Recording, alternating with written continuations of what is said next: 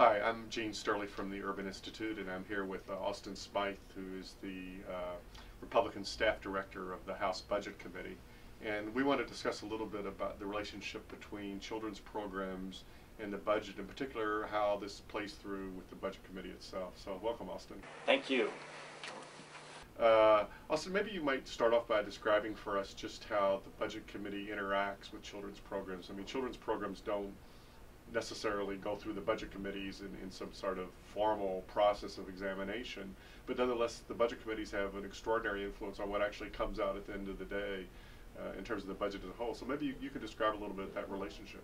Sure. First of all, the Budget Committee is the one committee that looks at the entire budget. When the President's budget is submitted to the Congress, the Budget Committee, the OMB director, the first committee appears before is the Budget Committee. So we're the one committee that looks at the entire budget. But the committees that actually determine the fund are the appropriations committees in terms of the discretionary programs. What are known as discretionary programs. In the case of mandatory programs, that is determined by the authorizing committees. Maybe you can define discretionary and mandatory. A mandatory program, a good example would be the food stamps program, or SNAP, what's referred to as SNAP. A discretionary program will be Head Start or WIC, or discretionary program. So we don't determine how much money food stamps or WIC receives. What we do is we will set an overall total for the Appropriations Committee in terms of what can be spent.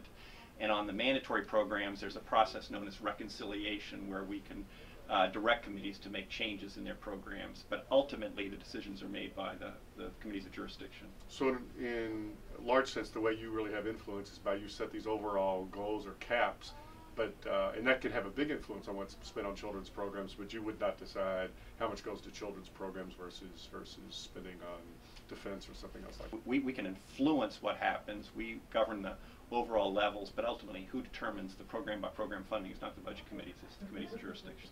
Maybe you could lay out for us a little bit the way discretionary programs under current law are likely to grow and the way mandatory programs are scheduled to grow, and again maybe how that could or does impact on what eventually happens for children's programs. A discretionary program, in order to get funding, Congress must pass a law.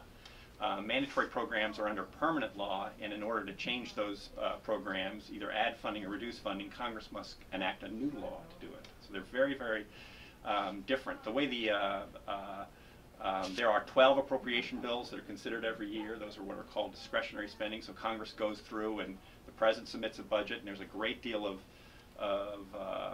review of those programs by the Appropriations Committee in the process, and I think there's probably more changes made to those programs because they have to be approved every single year. Discretionary programs in the short run have had, if you're looking at it in terms of the proponents for those programs, have had a pretty good run. The past year, they've had very, very large increases, particularly over the past year. The fiscal year 2009 appropriations bill, particularly non-defense accounts outside of defense, increased by a little over 10%, and in the appropriations, the omnibus appropriations bill for 2010, which was completed back just last year, the end of last year, had an increase of about 12% in non-defense accounts. So there have been very large increases in those discretionary accounts, and that doesn't include the $787 billion that was in the stimulus bill. About half of that, a little over $300 billion, was in discretionary accounts. That is sort of what's happened over the past year. Going forward, however... Can I just make one footnote to the past year as well, though? As I understand it, there was a lot of extra spending because of the recession, whether appropriate or not. But children's programs actually, in terms of the share spending, at least by some of our estimates, by Julie Isaacs and others, actually went down. So if that recedes, if that temporary spending goes up, but children don't get a full proportion of that, and then they would get hit as badly as other programs are going down, they could actually end up worse off down the road. I'd like to see the year-over-year increases in children's programs. Maybe as a share of the budget they went down. We've had an enormous increase in the budget. Right. A lot of that is temporary, primarily because of the Troubled Asset Relief Program, the financial, which those monies were paid out. They're now being paid back. A significant portion are being paid back, and so I'd like to see the year-over-year increase. Remember, the There are automatic increases that occur that we've seen in Medicaid under programs, just under permanent law, where as eligibility populations increase, programs like food stamps, unemployment insurance, again, that's not children, but it goes to families that need to support children. They've been huge increases, over 100% for unemployment insurance, and rightfully so during when we have very high unemployment.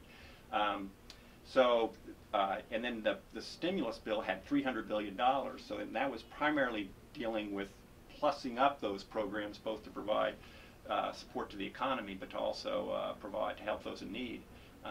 What's interesting is most of the focus has been on the stimulus bill. In the ongoing kind of base programs of government, we've seen very, very large increases. So I'd be interested to see whether the data shows if children's programs as a share of the budget has declined. That's not surprising because we've had these extraordinary expenditures overall. If they decline year over year, that would surprise me.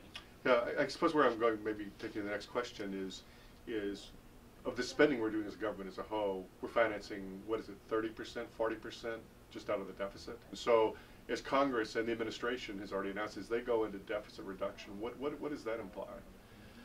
There's sort of some good news and bad news when you look at the deficit. The good news is that the $1.4 trillion deficit is sort of a peak at funding. We had an enormous rise in the deficit this year by virtue of two things. One is a big increase in spending for the stimulus bill, for the financial assistance to the financial sector, and then just a dramatic drop in revenues because in a recession, companies people lose their jobs, not paying taxes, companies